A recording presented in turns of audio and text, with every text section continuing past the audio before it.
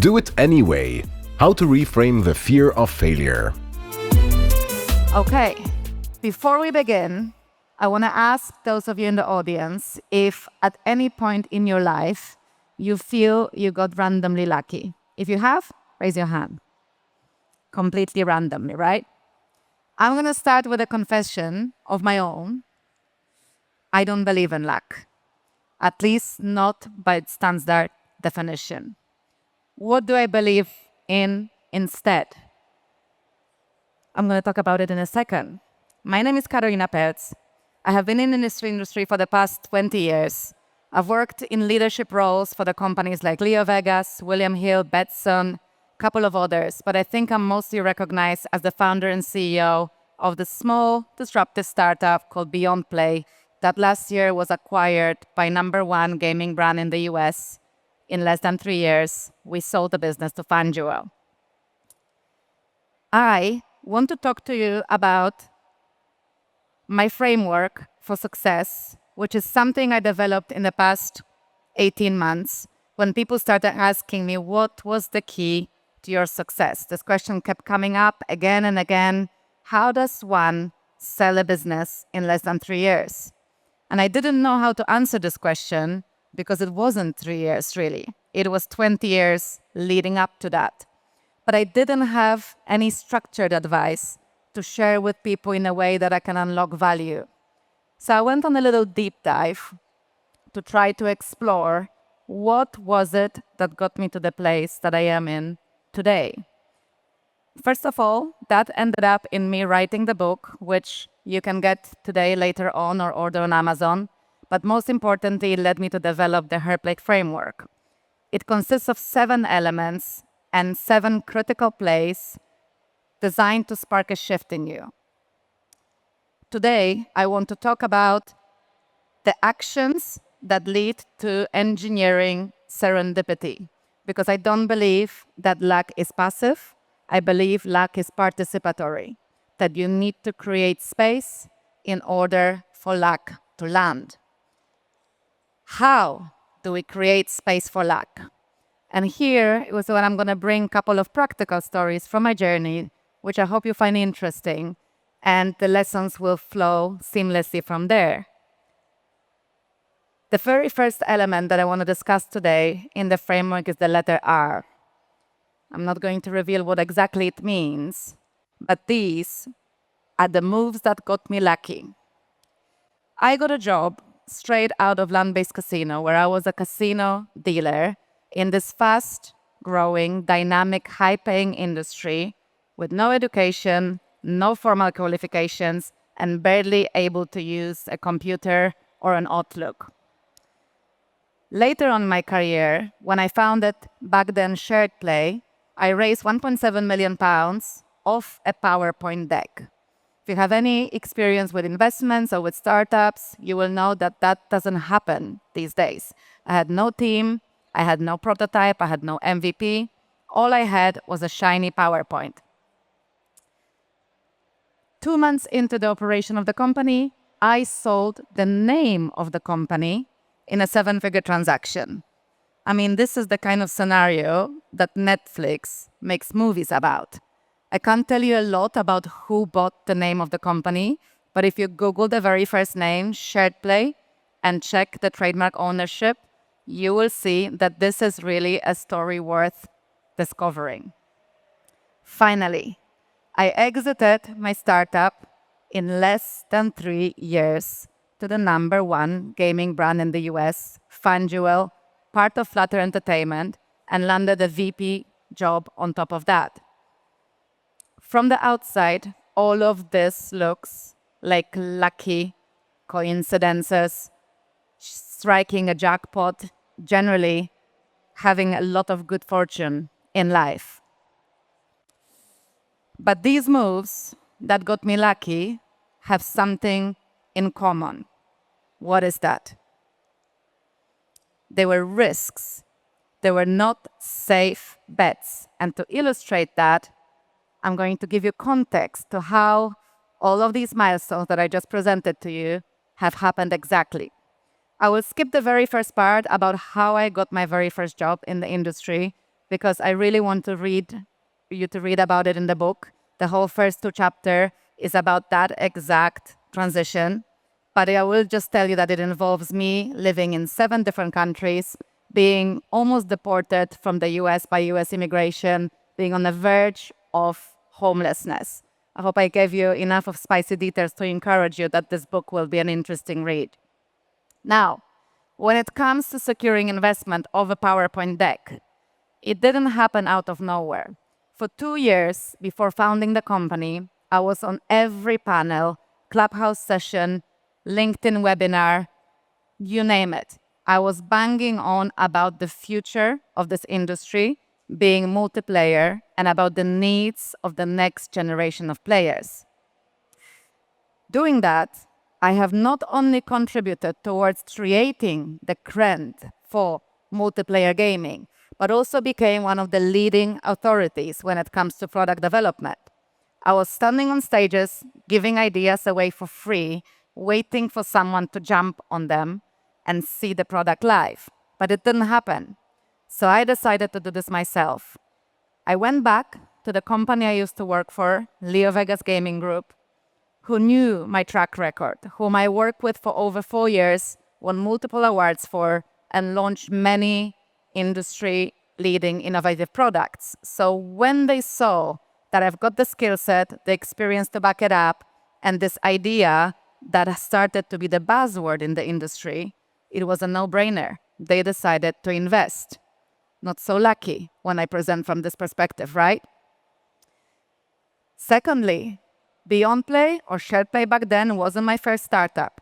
I initially founded a different company, which I thought it was going to be an absolute hit, and I went around the industry pitching every single investor I knew. I was convinced I was onto the next big winner. But I was wrong. I got rejected by every single investor I pitched, and I almost given up.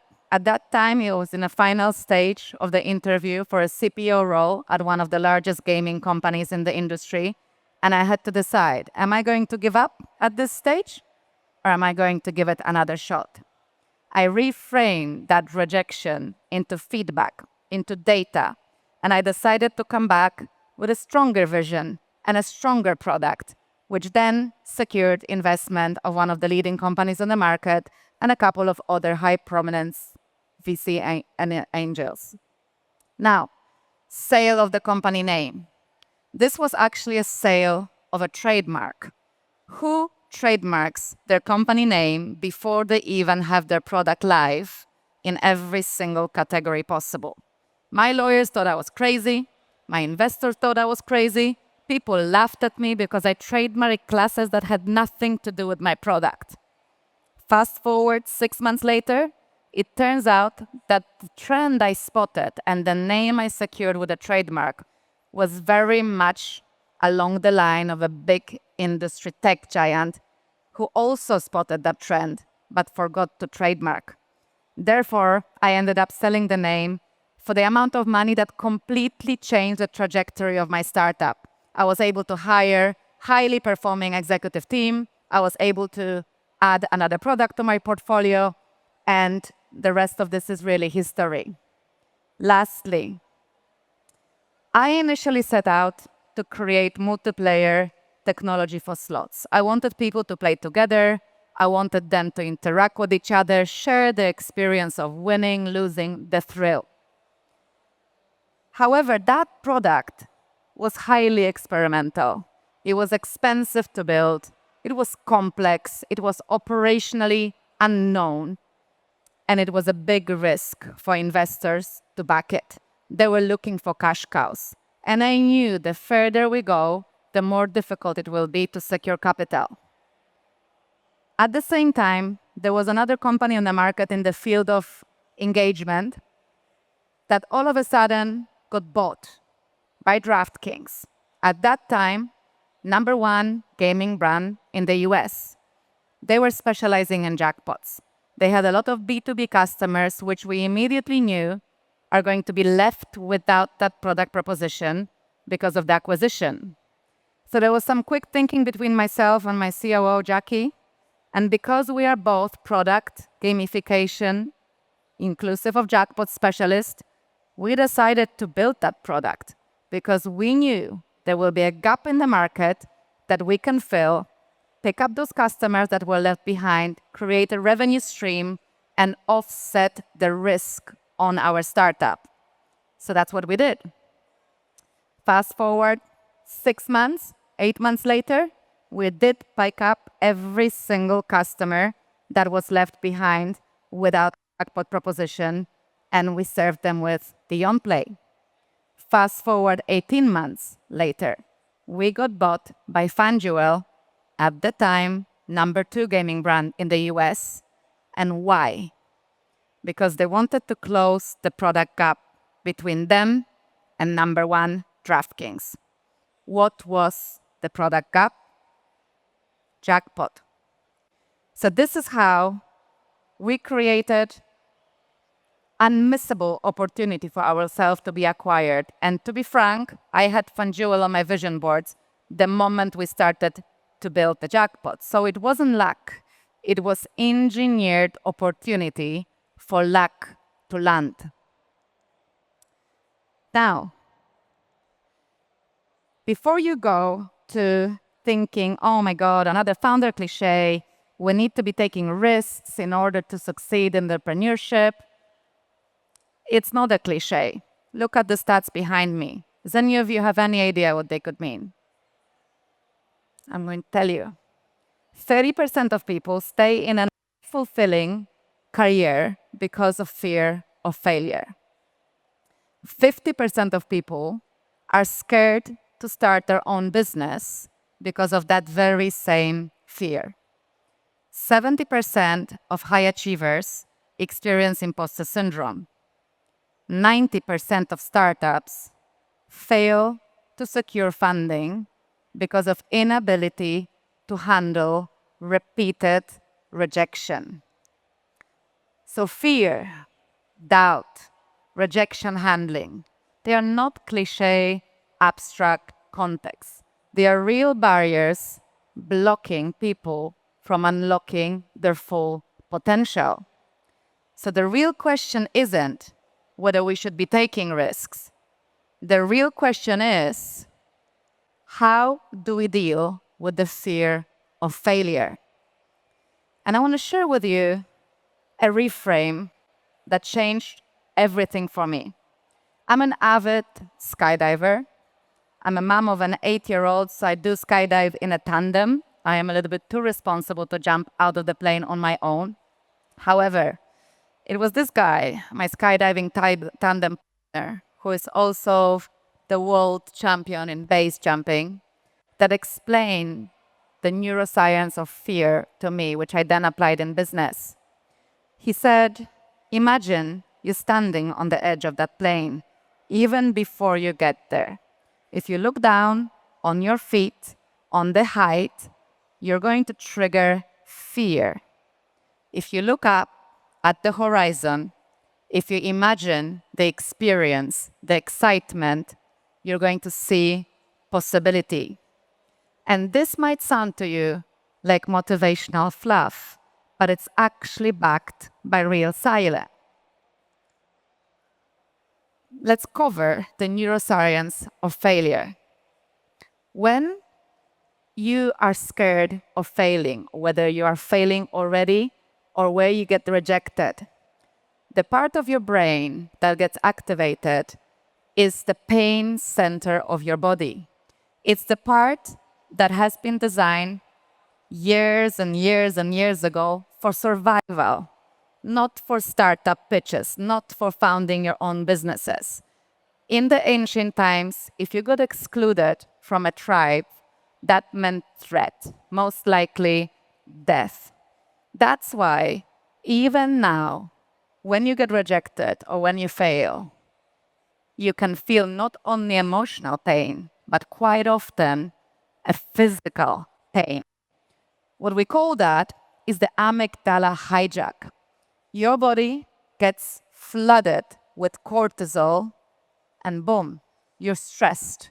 You're in the panic mode, unable to act. But there is a beautiful thing about our brain, and it's its neuroplasticity. The brain can be trained.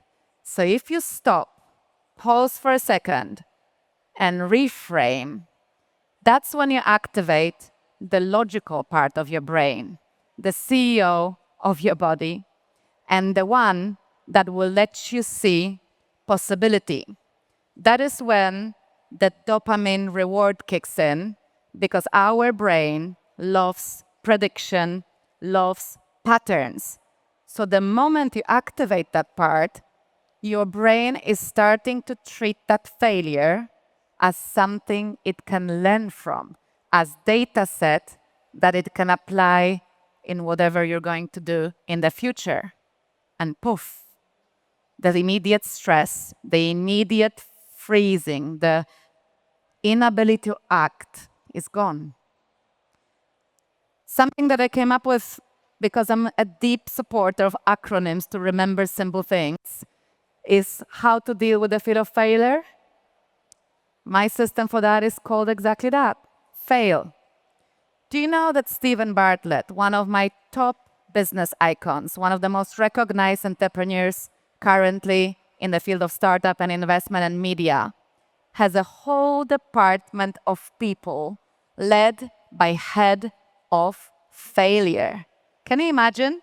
It's a whole group of professionals whose main job is to try, fail, try again, fail, maybe succeed, try again.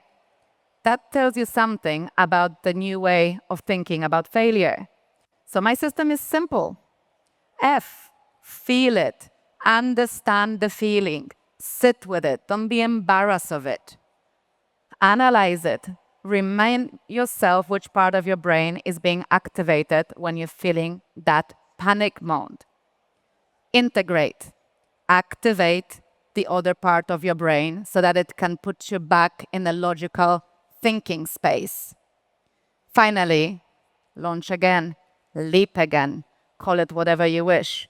Do not get stopped in your starting block.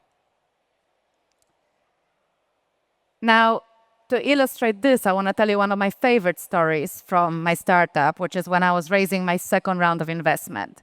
At that time, we were also in quite unfavorable position because we didn't have a product live.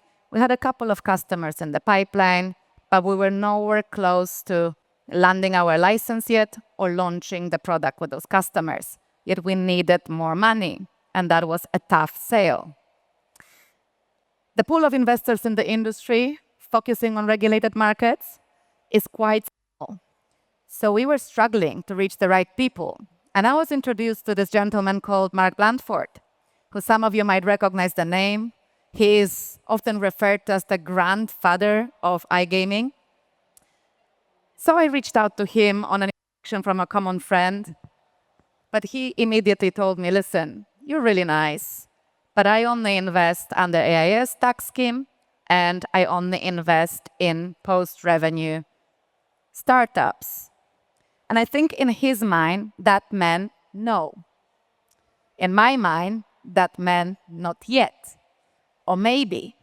So I kept hammering him with emails, WhatsApp, Skype. I think I've exhausted every single channel of communication with him, asking him to meet me in person. At some point, I said, listen, no strings attached. I'll drop the investment pitch, but please meet with me and share some advice. So he agreed to meet me for breakfast at ICE. I had a 30-minute slot booked with him. There was a queue of founders at the bar waiting for their turn to speak to him. 45 minutes later, I was still sitting in that chair. He's not asking me to leave. I'm not moving. I'm being selfish. We're no longer talking about the startup. We're no longer talking about the investment. We are talking about my career, my history, my legacy, which naturally shows my trajectory of being able to be super hardworking, passionate, and pivot without fear. Probably another hour later, the breakfast comes to an end. He picks up the bill. I'm getting ready to say thank you so much for meeting me and go home. Initially, he was considering a $150K investment. As I'm pulling my chair to get up, he's asking me, how much do you have left in your round? I had about 800,000 pounds left in my round. What did he say? I'm going to take it all. When I asked him, what was it that changed your mind? Was it anything in my pitch? Was it anything in the product? Was it anything in me? He said it was only you. It was the fact that you haven't given up, not just before we met, but throughout every minute. You preempted all my objections. You handled all my doubts, and you showed no fear of rejection. You were focused on a positive outcome, and even if it was going to be negative, you were going to handle it with class and full acceptance. And that's what changed my mind. So this is what I want to show you. If I've gone to that meeting fearing that he's going to say no again because he said no multiple times again before, I would have achieved nothing. But because I went in full acceptance of what was going to happen, I walked out with almost £1 million investment. Here is a poem that I want to leave with you today, which is another way to remember the reframe. I'm not going to read it out loud for you. That will be too much Tony Robbins style. But please take note. I believe in this. I live and breathe by this mantra to the point I've got it tattooed on my wrist so that every time I feel fear, I remember what if you fly is the line that I should be focusing on. Now, the very last thing I want to talk to you about is my book. This is something that came out of the exploration I did to develop the framework. I have some books today behind the scenes that if you would like to get a copy, I can sign for you. The book is available for pre-order on Amazon. It will be released in May by Simon & Schuster. And the interesting bit is that I managed to write this book in under 5 months, and then I went on and launched it on Necker Island, with the very first copy being gifted to Richard Branson, who is now a keen endorser of the story. Now, the book that I've got here with me today is 150 pages long. So for those of you who are not avid readers, it might be a challenge. But just to make it clear, this is not a book about me. Yes, these are business memoirs, but this is a book about mindset that helps you succeed in business, in life, or wherever you have your big goals and dreams. That's it from me today. I won't be playing any music at the end of this. Thank you very much for sparing your time.